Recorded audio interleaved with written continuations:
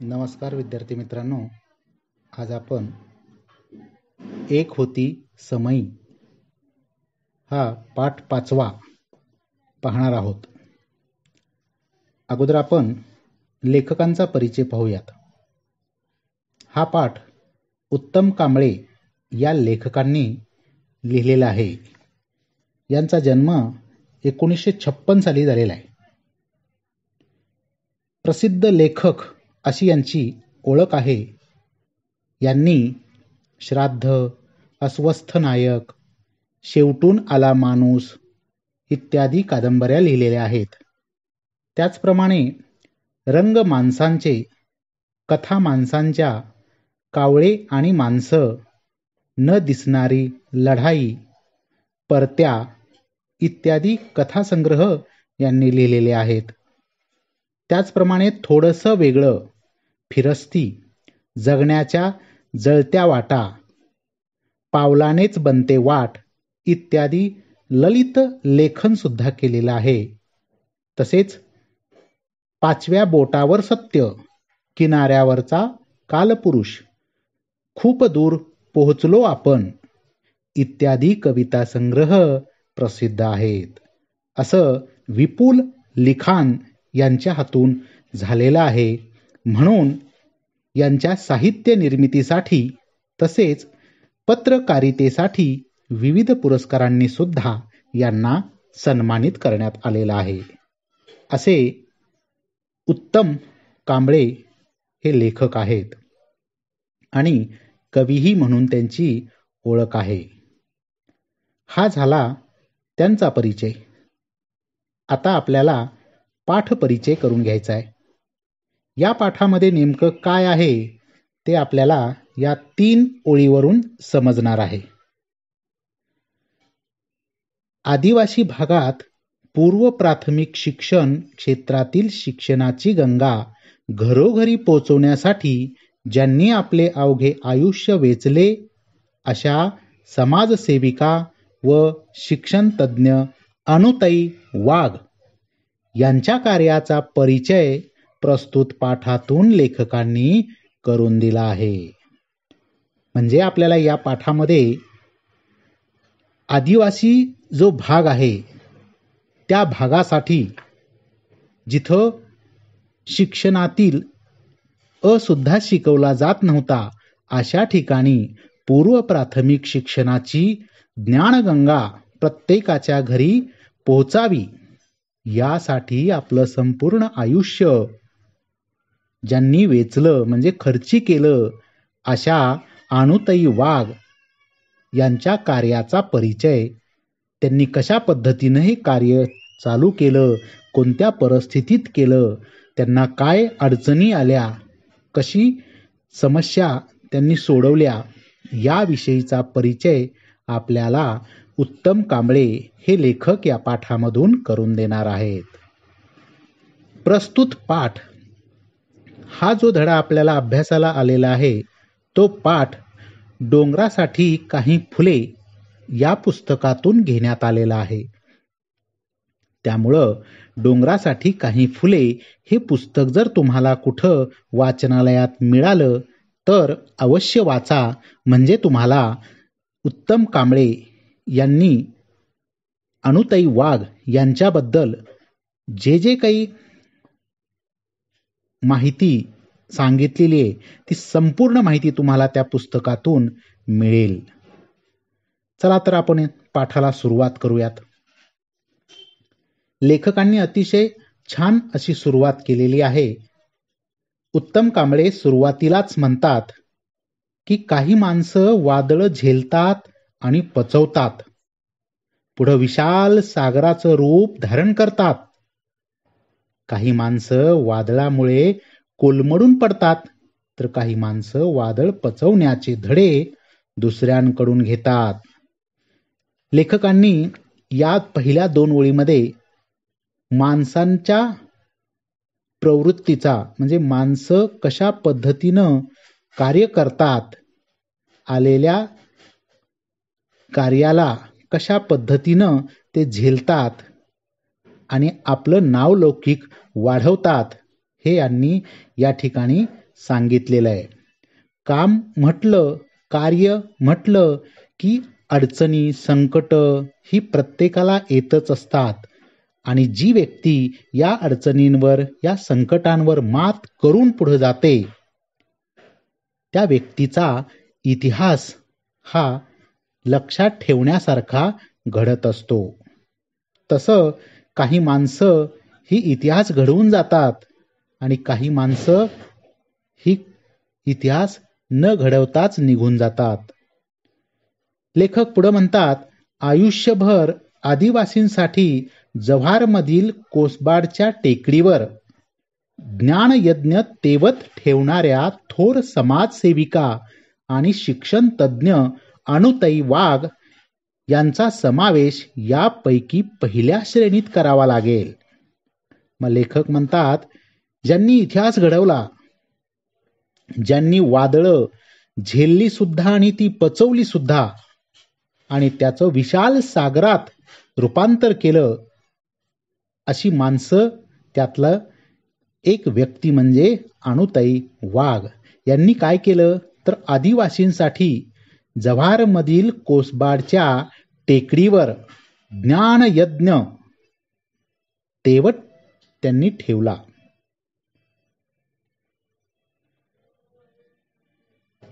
लेखक पुढे म्हणतात, त्यांची गणना पहिल्या श्रेणीत करावी लागेल. त्यांच्या निधनानं कोसबाडची टेकडी हळहळली.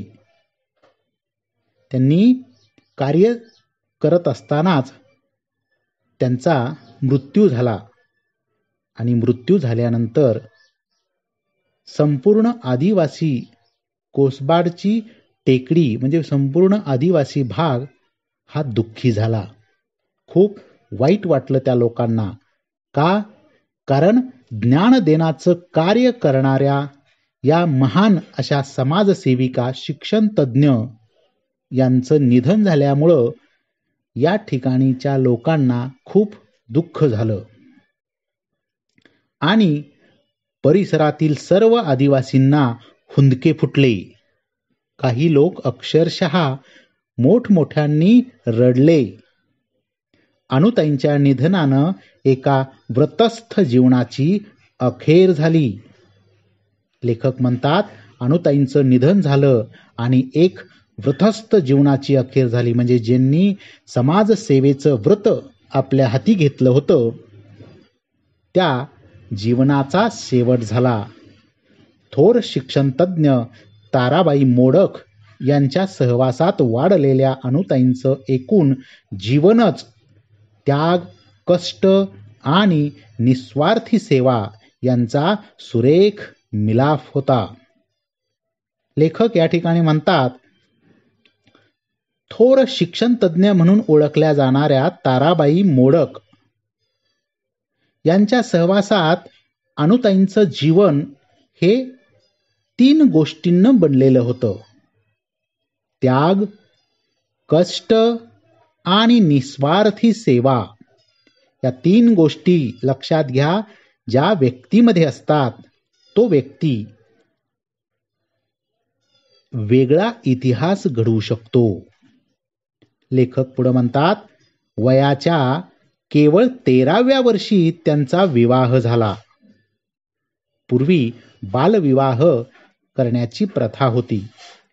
त्यामुळं त्या परिस्थितीला किंवा तत्कालीन परिस्थितीनुसार वयाच्या केवळ 13व्या वर्षी अनुताई वाघ यांचा विवाह झाला. विवाह असतो तरी काय हे समजण्यापूर्वीच म्हणजे केवळ 6 महिन्यातच त्यांच्या इवल्याशा कपाळावरील कुंकू नियतीनं कायमचंच पुसून टाकलं. लेखक म्हणतात की विवाह, लग्न म्हणजे काय असतं हे समजण्यापूर्वीच 6 महिन्यातच त्यांच्या पतीचं निधन झालं. भातुकलीचा खेळ मोडला, पण छोट्या अनूनं आभाळा एवढं दुःख पचवलं. लेखकांनी सुद्धा अतिशय छान अशा शब्दांची मांडणी करून वाक्यरचना केलेली आहे बघा. छोट्या अणून आभाळा एवढं दुःख पचवलं. हे दुःख म्हणजे 1 दिवसाचं 2 दिवसाचं नव्हतं, तर त्यांच्या संपूर्ण आयुष्यभर हे दुःख त्यांना झेलावं लागणार होतं. म्हणून आभाळा एवढं दुःख असं लेखक म्हणतात. आपण जिथं जाऊ तिथं आपल्याला आपल्या सोबत आभाळ असतंच. तसं अनुताई वाघ यांच्या बाबतीत घडलेलं होतं. त्यांच्या पावला पावलाला हे दुःख त्यांच्या सोबतच राहणार होतं. लेखक पुढे म्हणतात, कोलमडून टाकणारं वादळ पचवलं. एखादी दुसरी स्त्री असती तर ती निराश हताश झाली असती. कदाचित ती स्वतःचं अस्तित्व तिनं संपवलंही असतं. पण तसं अनुताई वाघ यांच्या बाबतीत घडलं नाही. कोलमडून टाकणारं वादळ त्यांनी पचवलं. ताराबाईंनी त्यांच्या डोळ्यातील अश्रू पुसले. ताराबाई मोडक या थोर शिक्षण तज्ज्ञ होत्या. शिक्षणाची ज्ञानगंगा यांच्याच माध्यमातून सुरू झाली होती. तर अशा शिक्षण तज्ज्ञ म्हणून ओळखल्या जाणाऱ्या ताराबाईंनी त्यांच्या डोळ्यातील अश्रू पुसले. एक लक्षात घ्या, माणसाला चांगल्या माणसांची संगत मिळणं हे खूप भाग्याचं असतं, हे या ठिकाणी दिसून येतं. आणि अनुताई वाघ यांना ताराबाईंनी आपल्या छत्रछायेखाली घेतलं. दुःखाचा डोंगर टाचेखाली चिरडत अनुताई मोठ्या जिद्दीनं उभा राहिल्या. त्या कधीही पराभूत न होण्यासाठी. आणि ताराबाई मोडक सारख्या खंबीर स्त्रीनं अनुताई वाघ यांना पाठिंबा दिला, हात ठेवला आणि अश्रू पुसायला मदत केली. म्हणजे दुःख विसरायला मदत केली, दुःखातून बाहेर पडायला मदत केली. त्यामुळे अनुताई वाघ सुद्धा मोठ्या जिद्दीनं उभ्या राहिल्या आणि अशा उभ्या राहिल्या की पुन्हा त्या कधीही पराभूत होणार नाहीत, या उद्देशानं त्या उभा राहिल्या. त्यांनी स्वतः शिक्षण घेणं सुरू केलं. बाहेरून अभ्यास करून त्यांनी पदवी मिळवली. हे सुद्धा वाक्य अतिशय छान लेखकांनी मांडलेलं आहे. एवढं मोठं दुःख असताना सुद्धा त्यांनी शिक्षण सोडलं नाही. आजची परिस्थिती पाहिली आपण तर आपल्याकडं सर्व सोयी सुविधा असताना सुद्धा आपण शिक्षणापासून दूर चाललेलो आहोत. ही एक आपल्यासाठी शोकांतिकेची बाब आहे. पण या ठिकाणी मोठी माणसं अशीच मोठी होत नसतात. त्यामागे नक्कीच काहीतरी कष्ट, त्याग आणि निस्वार्थी सेवा असते. म्हणूनच त्या पुढे गेल्या. त्यांनी आपलं शिक्षण सुरू ठेवलं आणि बाहेरून अभ्यास करून त्यांनी पदवी मिळवली. हेही खूप कौतुकास्पद आहे. बाहेरून अभ्यास करून पदवी मिळवणं ही काही साधारण गोष्ट नाही. हे कार्य त्यांनी केलं. लेखक पुढे म्हणतात, समाज व्यवस्थेत पिचलेल्या असंख्य आदिवासींच्या घरोघरी ज्ञानगंगा नेण्याचं वृत्त स्वीकारलं. लेखक पुढे म्हणतात, या समाज व्यवस्थेत पिचलेल्या असंख्य आदिवासींच्या घरोघरी ज्ञानगंगा नेण्याचं व्रत त्यांनी स्वीकारलं. म्हणजे ताराबाई मोडक यांचं कार्य त्यांनी आपल्या हाती घेतलं. आदिवासी समाजातील प्रत्येक घरातील लहान मूल हे शिकलं पाहिजे, हाच ध्यास त्यांनी आपल्याला स्वतःला घेतलेला होता. बाल ग्राम शिक्षण केंद्रानं सुरू केलेल्या पूर्व प्राथमिक शाळेत कार्यकर्ती म्हणून कामास प्रारंभ केला. त्यांनी आपल्या कार्याला सुरुवात केली. पहिलं कार्य त्यांनी सुरू केलं, बाल ग्राम शिक्षण केंद्र या ठिकाणी पूर्व प्राथमिक शाळेत त्यांनी आपल्या कामाला सुरुवात केली. आणि ताराबाईंच्या निधनानंतर त्या संस्थेच्या संचालक झाल्या. कालांतरानं ताराबाई मोडक यांचं निधन झालं आणि निधनानंतर ही संपूर्ण संस्था ही अनुताई वाघ यांच्याकडे आली. त्या या संस्थेच्या संचालक झाल्या. माणसाला पद हे त्याच्या कर्तृत्वानं मिळत असतं, हे या ठिकाणी आपल्याला एक उत्तम उदाहरण दिसून येईल. तुम्हाला एक गोष्ट माहिती असेल, जंगलाचा राजा हा कोण आहे सगळ्यांनाच माहिती आहे, पण त्याला कोणी राजा केलेला नाही. तो स्वतः राजा झालेला आहे. म्हणजे काय? तो त्याच्या कर्तृत्वानं, त्याच्या धाडसी प्रवृत्तीनं तो जंगलाचा राजा होतो झालेला आहे. तसं अनुताई वाघ यांचं कार्यच त्यांना या पदासाठी घेऊन गेलेलं होतं. ताराबाईंच्या रोपट्याचं त्यांनी पुढे वटवृक्षात रूपांतर केलं. ताराबाई मोडक यांनी या शिक्षण संस्थेची सुरुवात केली होती, परंतु अनुताई वाघ यांनी या शिक्षण संस्थेमध्ये वाढ केली, त्याचं वटवृक्षात रूपांतर केलं. वेगवेगळ्या कल्पना, शिक्षणासाठी वेगवेगळी क्षेत्र आणि सातत्यानं नवनवे प्रयोग ही त्यांच्या कामाची त्रिसूत्री होती. प्रत्येक व्यक्तीची काम करण्याची पद्धत ही वेगळी असते. तसं अनुताई वाघ यांची सुद्धा पद्धत ही वेगळी होती. त्या आपल्या कामामध्ये वेगवेगळ्या कल्पना, शिक्षणासाठी वेगवेगळी क्षेत्र आणि सातत्यानं नवनवे प्रयोग हे त्यांच्या कामाची त्रिसूत्री होती. या माध्यमातून ते काम करत असत. भाकरीच्या शोधात आयुष्य गमावणाऱ्या आणि दारिद्र्याचा शाप कपाळावर घेऊन फिरणाऱ्या असंख्य आदिवासी बालकांना अनुताईंनी आपल्या कर्तृत्वाच्या पंखाखाली आश्रय दिला. हे सुद्धा खूप वाखाणण्यासारखी गोष्ट आहे, कौतुकास्पद बाब आहे. शिक्षणाचं कार्य करणारे हे खूप आहेत, पण अनुताई वाघ यांनी वेगळ्या पद्धतीनं, वेगळ्या कल्पनेमधून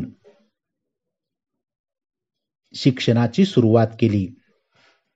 ज्यांना जेवणासाठी एक वेळ अन्न सुद्धा मिळणं अवघड होतं, अशा दारिद्र्यात राहणाऱ्या लोकांना, त्यांच्या मुलांसाठी अनुताई वाघ यांनी शिक्षणाची सोय केली. आपल्या कर्तृत्वाच्या पंखाखाली त्यांना आश्रय दिला, मायेची ऊब दिली आणि असंख्य मनांमध्ये ज्ञानाची ज्योत पेटवली. त्यांनी एखादी आई आपल्या बालकाला ज्या पद्धतीनं सांभाळते, त्या पद्धतीनं त्या आदिवासी बालकांना अनुताई वाघ यांनी सांभाळलं आणि प्रत्येकाच्या मनामध्ये ज्ञानाची ज्योत पेटवण्याचं कार्य केलं. शिक्षक, मार्गदर्शक, कार्यकर्त्या, विचारवंत, लेखिका अशी विविध रूपं व्यक्त करत त्यांनी आदिवासींमध्ये चांगलं स्थान मिळवलं. प्रत्येक कार्य त्यांनी स्वतः त्या ठिकाणी केलेलं होतं. शिक्षक म्हणूनही त्यांनी कार्य केलं, मार्गदर्शक म्हणूनही कार्य केलं, एक कार्यकर्त्या, विचारवंत आणि लेखिका अशा विविध रूपांमधून ते आदिवासी लोकांसमोर उभा टाकत होत्या. लेखक पुढे म्हणतात, रानावनात भटकणाऱ्या आदिवासींना व्यावहारिक शिक्षण देणं तसं खूप सोपं, पण जाणीवपूर्वक आणि आयुष्यात उपयुक्त ठरणारं औपचारिक शिक्षण देणं खूप अवघड. त्यासाठी आवश्यक असते भविष्याचा वेध घेणारी दूरदृष्टी आणि धडपड. या दोन्हीही गोष्टी अनुताईंकडे होत्या. अनुताईंनी एक गोष्ट लक्षात घेतली होती की या लोकांना कशा पद्धतीनं शिक्षणाच्या प्रवाहामध्ये आणायचं आणि कशा पद्धतीनं मार्गदर्शन केल्यानंतर हे लोक शिक्षणामध्ये आवड निर्माण करतील या गोष्टीची जाणीव अनुताई वाघ यांना होती.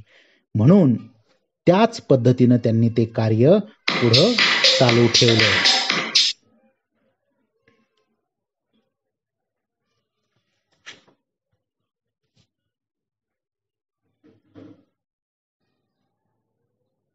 त्यामुळे त्यांना वेगवेगळे प्रयोग करताना कसलीच अडचण भासली नाही.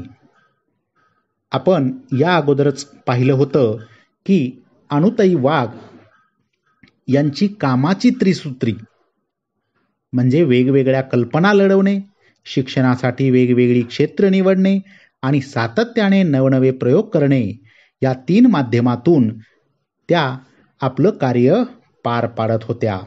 त्यामुळे वेगवेगळे प्रयोग करताना कसलीच अडचण त्यांना भासली नाही की पाश्चिमात्यांचा अभ्यासक्रम भाषांतरित करावा लागला नाही. म्हणजे त्यांनी बाहेर देशातील लोकांची पुस्तकं, त्यांचं ज्ञान हे त्याचं भाषांतर करणं या गोष्टीची आवश्यकता त्यांना वाटली नाही. प्राथमिक शिक्षण म्हणजे एकूणच शिक्षणाचा आणि आयुष्याचा भक्कम पाया असावा लागतो याचं भान त्या कधीच विसरल्या नाहीत की शिक्षणाच्या दिशाहीन प्रसाराचा ध्यास त्यांनी धरला नाही. लेखक म्हणतात, लेखिकेनं अनुताई वाघ यांनी प्राथमिक शिक्षण म्हणजे एकूणच शिक्षणाचा आणि आयुष्याचा भक्कम पाया असावा लागतो याचं भान त्या कधीच विसरल्या नाहीत की शिक्षणाच्या दिशाहीन प्रसाराचा ध्यास त्यांनी धरला नाही. म्हणजे त्यांना या गोष्टीची जाणीव होती की माणसाला किंवा मुलांना प्राथमिक शिक्षण चांगल्या दर्जाचं जर मिळालं म्हणजे त्याचा पाया चांगला मजबूत झाला तरच त्याची इमारत पुढे चांगली भक्कम होऊ शकते. याच गोष्टीवर त्यांचं लक्ष केंद्रित होतं. आपल्या मंद प्रकाशात मंदिर उजळून टाकणाऱ्या समईप्रमाणे अनुताईंनी काम केलं. ज्या पद्धतीनं एखाद्या मंदिरामध्ये छोटासा दिवा प्रकाशाचं काम करतो आणि सर्व मंदिर प्रकाशित करतो तशा पद्धतीचं काम या अनुताई वाघ यांचं होतं. प्रसिद्धीचा झगमगाट मिळवण्याचा हव्यास त्यांनी धरला नाही कारण त्या आणि त्यांचं कार्यच स्वयंप्रकाशित होतं. म्हणजे प्रसार माध्यम, वर्तमानपत्र, TV चॅनलवाले यांच्यावर आपण दिसावं, आपण प्रसिद्धीस यावं यासाठी त्यांनी हे कार्य कधीच केलं नाही किंवा त्या गोष्टीचा हव्यास सुद्धा त्यांना कधी वाटला नाही. त्यांचं कार्यच हे स्वयंप्रकाशित होतं. म्हणजे त्यांचं कार्यच हे इतरांना सांगण्याचं कार्य करत होतं. अनेकांनी या लोभस उजेडात आपल्या आयुष्यातील अंधार संपवण्याचा प्रयत्न केला. अनेक लोक अशी आहेत की प्रसार माध्यमांवर यावं यासाठी वेगवेगळे उपक्रम राबवतात, कार्य करतात, पण तशा पद्धतीच्या अनुताई वाघ ह्या नव्हत्या. प्रसिद्धी आणि मान सन्मान त्यांच्यापर्यंत चालत आले आणि त्यांनी स्वतःचंही भाग्य उजळून घेतलं. असे काही प्रसिद्धी, मान सन्मान त्यांना मिळत गेले, पण त्या लोकांनी स्वतःचं भाग्य उजळून घेतलं. त्यांनी केलेल्या अजोड कामाला कोणाच्या शिफारसपत्राची गरज नव्हती किंवा एखाद्या पुरस्काराची आवश्यकता नव्हती. लेखक म्हणतात, त्यांनी जे काम केलेलं आहे त्या कामाला कोणाची शिफारस देण्याची गरज नव्हती आणि कुठल्या पुरस्काराची सुद्धा आवश्यकता नव्हती. असं कार्य या अनुताई वाघ करत होत्या.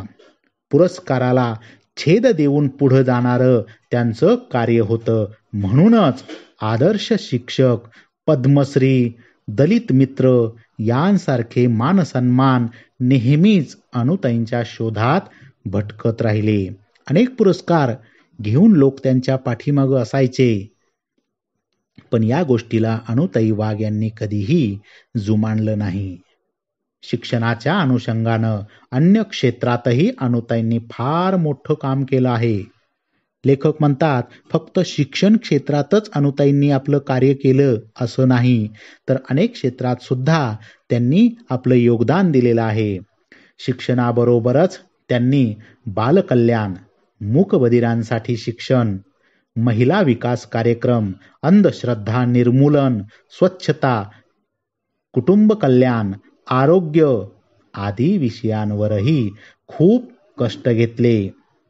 एक चांगला नागरिक निर्माण होण्यासाठी ज्या ज्या गोष्टी आवश्यक आहेत त्या सर्व त्यांनी केल्या. एकाच वेळेला अनेक प्रयोग असेही त्यांच्या कामाचं स्वरूप होतं. म्हणजे एकाच वेळेस अनेक प्रयोग सुद्धा ते करत असत. म्हणजे एक काम वेगवेगळ्या पद्धतीनं सुद्धा करण्याची आवड त्यांना होती. त्यामुळेच केवळ देशातील नव्हे तर परदेशातील संस्था आणि शिक्षण क्षेत्रातील कार्यकर्त्यांना कोसबाडच्या टेकडीचं सातत्यानं आकर्षण राहिलं. लेखक या ठिकाणी आवर्जून सांगतात की काही परदेशातील संस्था, काही शिक्षण क्षेत्रातील कार्यकर्ते हे आवर्जून या आदिवासी भागाला भेट देत असत आणि त्या ठिकाणी येऊन अनुताई वाघ यांचं कार्य पाहत असत. शिक्षण क्षेत्रात आणि त्यासाठी आदिवासी क्षेत्र निवडून काम करणं हे अतिशय अवघड असतं. ज्यांच्यासाठी शिक्षणाचं व्रत चालवायचं त्यांचाही अशा कामाला प्राथमिक अवस्थेत विरोध होता. लेखक या ठिकाणी आपल्याला आवर्जून सांगतात की आदिवासींसाठी शिक्षणाचं काम करणं हे खूप कठीण काम होतं. या कामामध्ये अनेक लोकांनी अनुताई वाघ यांना विरोधही केला. रूढी, परंपरा, अज्ञान आणि अंधश्रद्धा ही त्यामागची कारणं असतात. या माध्यमातून अनेक लोकांनी त्यांना विरोध केला. शिवाय स्थितिशील समाजही या कार्यात वारंवार अडथळे आणत असतो. काही उच्चभ्रू लोक सुद्धा या अशा कामामध्ये अडथळे आणत असतात. या सर्व गोष्टींवर मात करून ज्ञानाचा दिवा जपण्याचं आणि अनेकांच्या मनातील विविध प्रकारचा अंधार दूर करण्याचं काम अनुताईंनी निरपेक्ष वृत्तीनं केलं.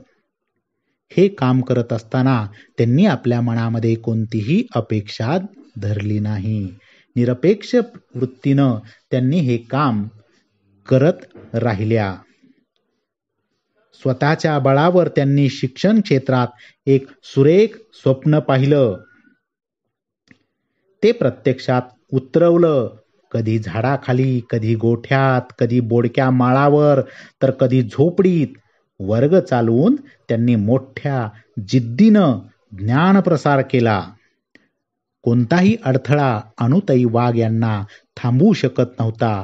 परिस्थिती कशीही असली तरी सुद्धा त्या परिस्थितीवर मात कशी करावी हे अनुताई वाघ यांच्याकडून शिकावं. कसल्याही परिस्थितीला तोंड देत त्यांनी आपलं ज्ञानप्रसाराचं कार्य मोठ्या जिद्दीनं चालूच ठेवलं. ज्ञानाचा दिवा घरोघरी लावा असा प्रसार कधी त्यांनी केला नाही. म्हणजे प्रत्येकाच्या घरी ज्ञानाचा दिवा लागलाच पाहिजे याविषयीचा प्रचार त्यांनी केला नाही. तर स्वतःलाच दिवा बनवलं. त्यात आपल्या श्रमाचं तेल ओतलं. कर्तृत्वानं तो पेटवला आणि आयुष्यभर तो तेवतच ठेवला. किती छान या ठिकाणी शब्दरचना उत्तम कांबळे यांनी केलेली आहे की अनुताई वाघ यांनी स्वतःला दिवा बनवलं. आपलं श्रम म्हणजेच तेल केलं आणि आपलं कर्तृत्व यानं तो दिवा पेटवला आणि आयुष्यभर तो तेवतच ठेवला. 5-6 तपांच्या अविरत धडपडीनंतर कोसबाडच्या टेकडीवरील ही समई आता विझली आहे. त्यामुळे अवघी टेकडी हळहळली असेल, आदिवासींचे डोळे पाणावले असतील. तर या सर्वांनी अनुताईंच्या पाऊलखुणा जपून ठेवणं हीच त्यांना आदरांजली ठरेल. अशा पद्धतीचं कार्य अनुताई वाघ यांनी केलेलं आहे. आपल्या भारत देशामध्ये, आपल्या महाराष्ट्र राज्यामध्ये असे कितीतरी लोक, स्त्रिया आहेत की त्यांनी अनुताई वाघ यांच्यासारखं कार्य केलेलं आहे आणि आपल्या भारत देशाचं नाव उज्ज्वल केलेलं आहे. आपल्याला या पाठावरून असा बोध मिळतो की आपण जे काम करणार आहोत त्या कामामध्ये त्रिसूत्रीपणा असली पाहिजे. त्याचप्रमाणे त्याग, निस्वार्थी सेवा करण्याची प्रवृत्ती असली पाहिजे. या गोष्टी जर आपल्या अंगी आल्या तर आपण सुद्धा निश्चितच चांगलं कार्य करू शकतो आणि आपल्या कुटुंबाचा